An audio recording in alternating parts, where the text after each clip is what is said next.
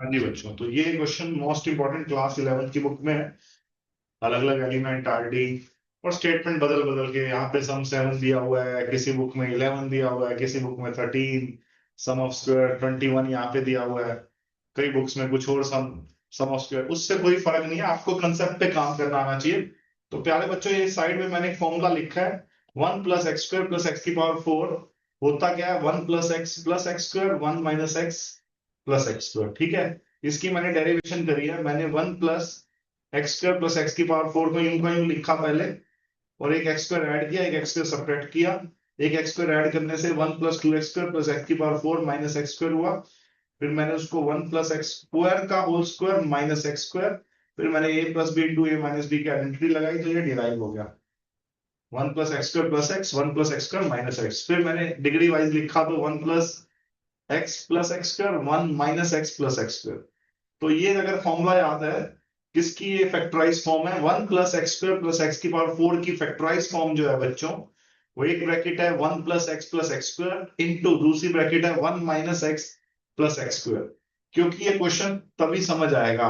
अब देखिए, find 3 numbers in GP such that their sum is 7।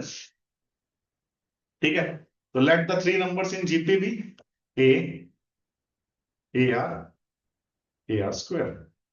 मतलब एक ऐसा जीपी आपने लिया जिसकी फर्स्ट टर्म ए है, कॉमन रेशियो आर है। तो क्या हुआ बच्चों? थ्री टर्म्स क्या हुई जीपी की? A + AR + AR²। अब उनका सम क्या दे रखा है? 7। तो A + AR + AR² क्या है बच्चों? 7। ठीक है, ए मैं यहां पे कॉमन ले लेता हूं, तो 1 + R + R² जो है वो 7 है। ठीक है, कोई डाउट तो नहीं है? इसको मान लीजिए फर्स्ट।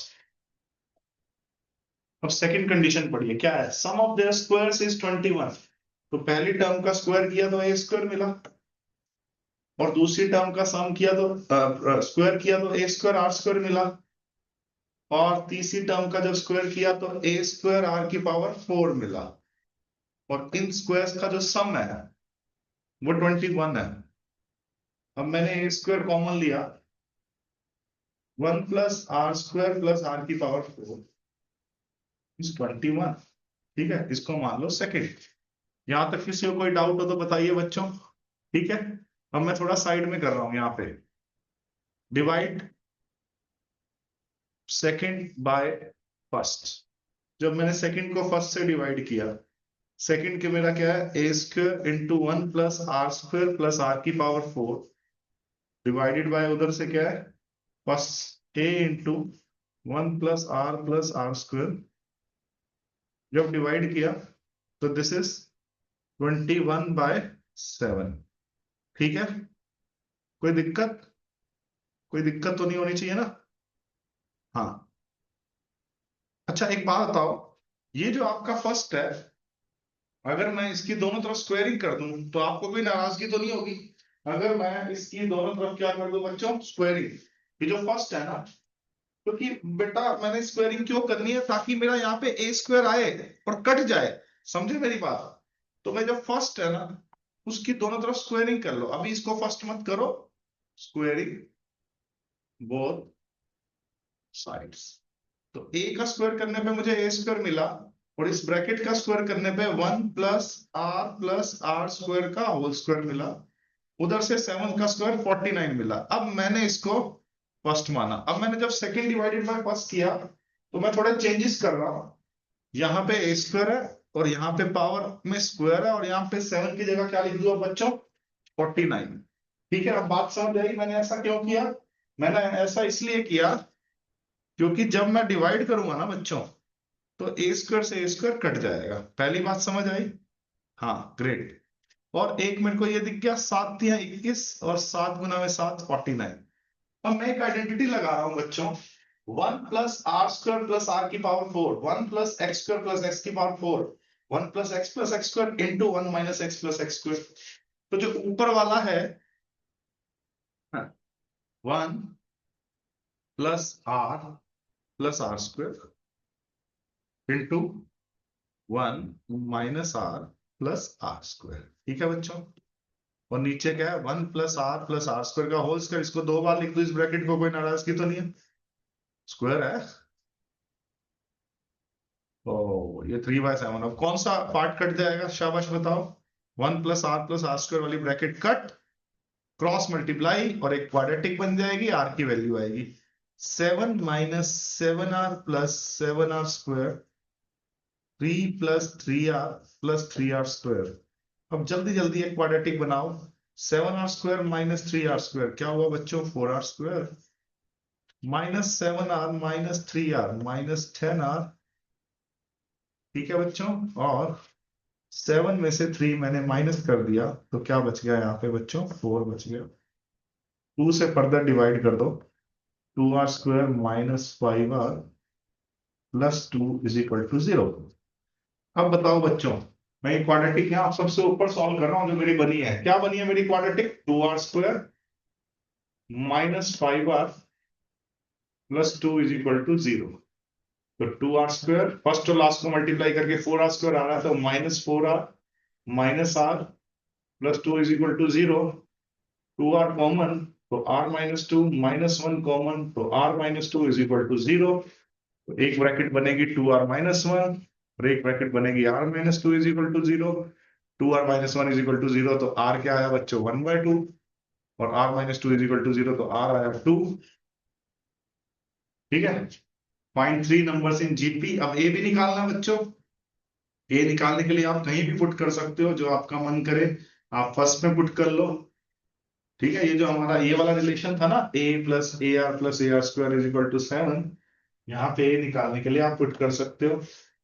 ठीक है, कोई दिक्कत तो नहीं है, समझ आ रहा तो करो भाई। आपका मन करता है भैया यहाँ पुट करना है, कर लो।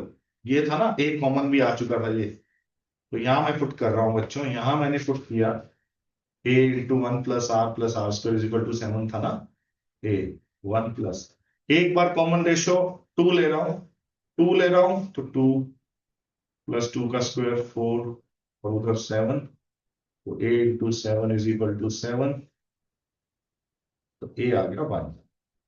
ठीक है बच्चों, एक बार मैंने कॉमन रेशो क्या लिया है, 2, उससे मेरा फर्स्ट टर्म क्या आ रहा है बच्चों, 1 आ रहा है।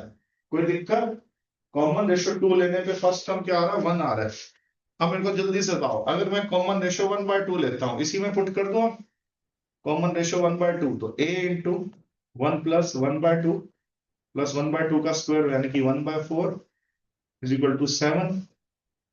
तो बहुत ही अच्छे बच्चे हो आप, बताओ फिर जल्दी जल्दी, 4 + 2 + 1 7/4, a × 7/4, फिर 7, 7 से 7 कट गया तो a4।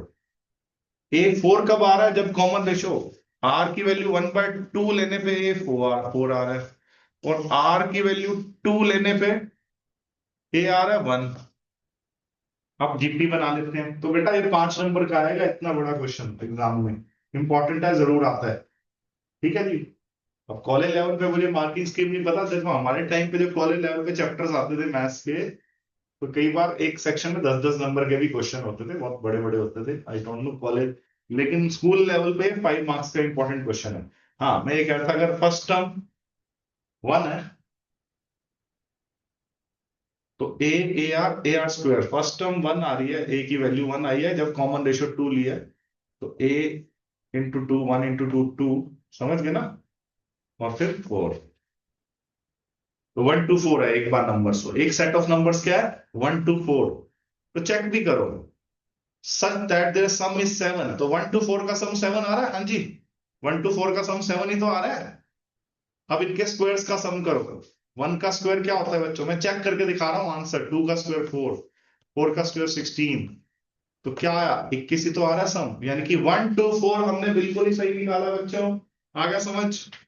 और एक बार कॉमन रेशियो 1/2 ली और a4 ली, तो उससे नंबर क्या बनेंगे, फर्स्ट टर्म 4, कॉमन रेशियो 1/2 है तो 2, 4 × 1/2 2, और इससे भी सेम। तो आंसर 2 आ रहे हैं, 1 to 4 है, एक 3 नंबर जो जीपी में है, या 4 to 1 है। अब आया तो ये 5 मार्कर मैंने आपके लिए रिकॉर्ड कर दिया, ऐसा एक और भी कर रखा है मैंने। ठीक है, वो स्टेटमेंट अलग थी शायद। ठीक है जी, थैंक